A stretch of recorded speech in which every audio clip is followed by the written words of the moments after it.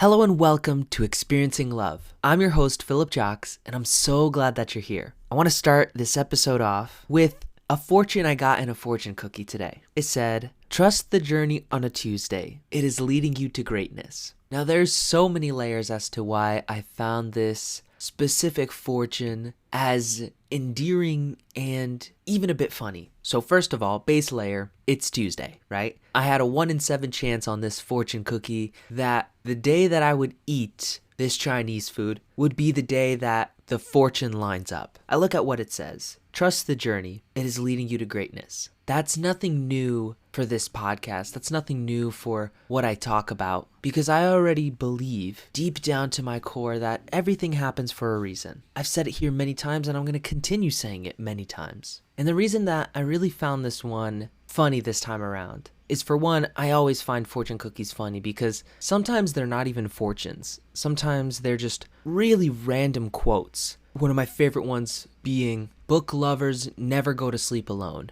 I got that fortune last December and I still think about it today because I have no clue what it means. Book lovers never go to sleep alone? I was always like, is that because their thoughts are filled with characters, or do they just get laid more often because they love books? Then I started asking questions like, so does that mean if you're not getting laid enough, you don't love books enough? And just keep going down that path until I just crack myself up because at the end of the day, I'm like, why is this in a fortune cookie? What does this mean?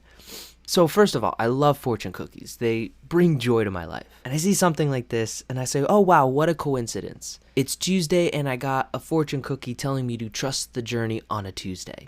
But also I know that there are no coincidences. I believe in God winks, that God sends us signs in these funny ways, in these ways that just make us notice, make us think for a moment. I also enjoyed it because earlier today, I attempted to donate blood with my mom and my aunt. I say attempted because there's a little bit of a funny mishap that happened when they stuck the needle into my arm. And I started to bruise really early on, and they decided it would be better if they just took out the needle and we didn't go through with it. And that's totally fine by me. I've donated probably 6 or 7 times now. This is the first time something like this happened, and things happen. They happen for a reason, and whatever that reason may be, I may know, I may figure it out, or I may never know, right? So that happened. I wasn't able to donate blood. It happened right at the very beginning. So I still have 99.9% of the blood inside of me, and I went along my way. And I went on my way. My mom was indeed able to donate blood, so we waited for her to finish up and for her to eat her snacks in the waiting room afterwards to make sure that she's feeling all right. And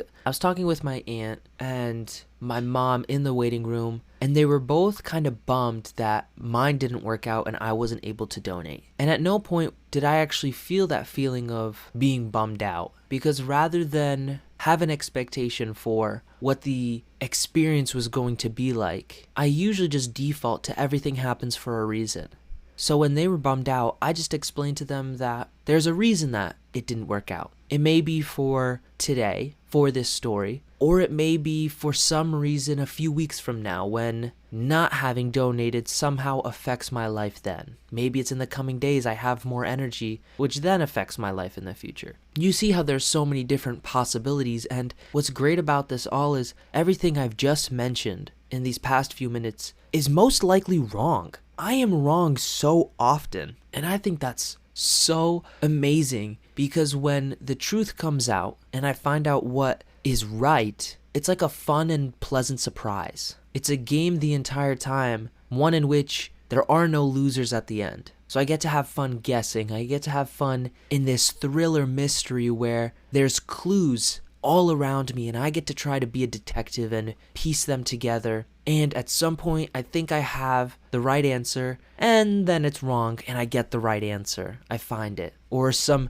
new pieces of information come around, and I get to change my theory again. Because there's also no real stakes. I'm never making these decisions that will intentionally hurt other people or hurt myself. It's more so me reflecting on the past, deciding, okay, what do I want this to mean? What meaning and what language, what focus do I want to give the events of the past? Do I want to feel hurt by them? Do I want to feel ashamed or guilty? Do I want to feel like everything went wrong? Or would I rather feel like I learned something, like I can grow from it? Like there is no mistake. They're just lessons to learn. It's either a win or a learning moment, a gift. Because that touches on another one of my core principles, another one of my tenets. Everything I experience is an opportunity to learn. I noticed recently when I was driving with another person how different our approaches are to driving. I noticed that when they drive, it's a lot easier for them to get frustrated, especially by other drivers, by traffic. I could see it in the way they speed up and then have to slow down and have these verbal remarks about other drivers. It might be a sigh, it might be a grunt. And I recognize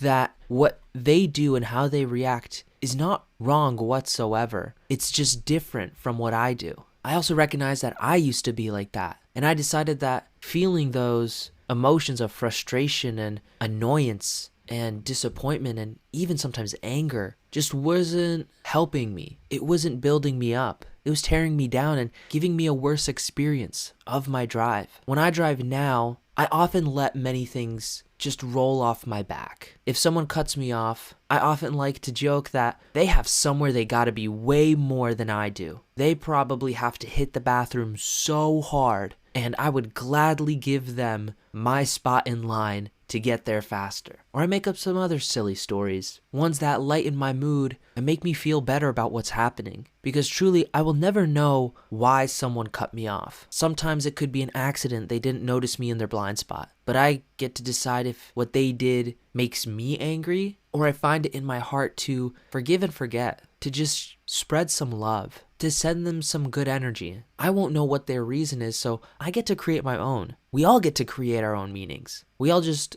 do it to some degree subconsciously. What is the language you're using? How does that affect how you feel? It's all a guess in our heads. So why don't we choose to guess something that makes us feel happier, that makes us feel more grateful, more loving, more respectful? I don't know, that's just my 2 cents about it. So even though I just did all of this in reverse chronological order, that's what's been on my mind today. This idea that everything happens for a reason, that I wasn't able to donate today. Now I have to wait the 8 weeks again. And that's fine by me because in 8 weeks, I'll be back. I'll donate again. I'll try one more time. And I'll do that again and again and again because no matter how I feel about donating blood, it helps other people. It has the opportunity to save a life. I always found it ironic, a little bit like a God wink, that I found out my blood type is B positive. Like, of course, out of all of them, mine would be B positive. And I also want to say that I only found that out after starting this personal growth journey, so it made it extra special that it's literally in my blood to be positive. It's like my parents are AB positive and O negative or something. I'm the only one in my family that has the blood type B positive, and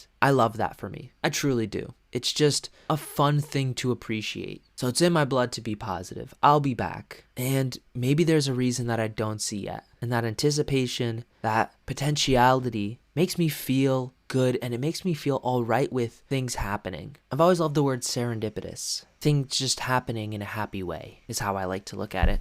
And I find that the more I choose to see this serendipity in life, the more it happens without me noticing. I would say the lesson is the more you train your brain to focus on a certain outcome, the more you're going to see it. I trained my brain to see the reason that things happen. Not the real reason, but my interpretation of the reason or my guess of the reason. I make sure that it's my guess of the reason because I don't want to torture myself with the perfectionism of actually getting it right. To me, there's no point in that. That is the type of thinking that has me spiraling and focusing on the areas that don't actually move the needle forward. I know in my heart that my guesses are what bring me forward, that move my needle, because I'm also not afraid of being wrong. When I'm wrong, I learn. When I'm right, cool. It's a gift. So the way I see it, it's a win-win. So when something like this happens, especially on a Tuesday, I love to just trust the journey on a Tuesday. It is leading me to greatness. Chances are you're not listening to this on a Tuesday, but maybe something happened last Tuesday that still confuses you, that still bothers you. Or maybe you have something next Tuesday that you're not excited for, or it scares you. Or maybe something good will happen, or you hope something good will happen, but then it doesn't. You feel lost, you feel upset, you feel a little hurt. Whatever happens, practice a little faith and a little trust in your journey. I think the more trust you have, the greater you'll become. I want to believe that, and I choose to believe that, because I want that to be my path to greatness.